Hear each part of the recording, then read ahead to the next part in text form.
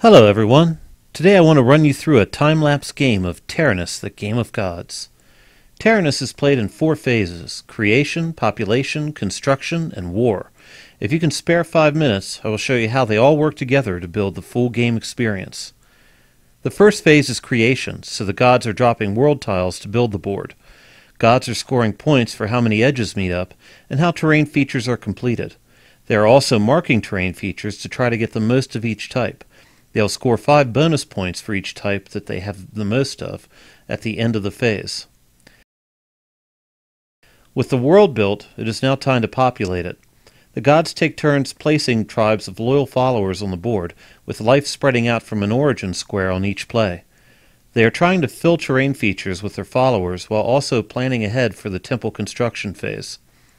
Early in the phase, the gods try for big 8 or 9 point scoring plays, but by the end they're scrambling for 4-point plays. They generally want to have a nice secure homeland and some places that they can build temples near their opponents. They also try to steal or block terrain features that their opponents are trying to fill. They are also in a race to place all of their tribes in the fewest turns, which earns big bonus points for green in this game. Now that there are people to push around, the gods get them moving. The tribes migrate and gather until there are 5 or more tribes in a square. At that point, they will build a temple to the god with the majority of tribes in the stack. Early in this phase, the players are trying to use their most vulnerable groups so that they can earn bonus points for converting rival tribes. They also want to make sure that those places where they put tribes to build temples deep in their opponent's territory get those temples built. This part is full of hard decisions because building a temple one place may very well mean your opponents will steal away your tribe somewhere else. Near the end of the phase, the gods are struggling to find places to build temples and trying not to leave unscoring tribes left on the board. Areas where you have near total control are great for saving for the late game. You can also clean up rival tribes that were left isolated. Bonus points are scored by capturing the most rival tribes. You can see that Red made up a lot of ground in this phase by hoovering up other gods' followers. Finally, it's time for war. Each god is a hero and a monster they can summon from their temples on their turn. The monster can defile rival temples, making them less useful for summoning and earning lots of points. Defiling is the most important activity in this phase.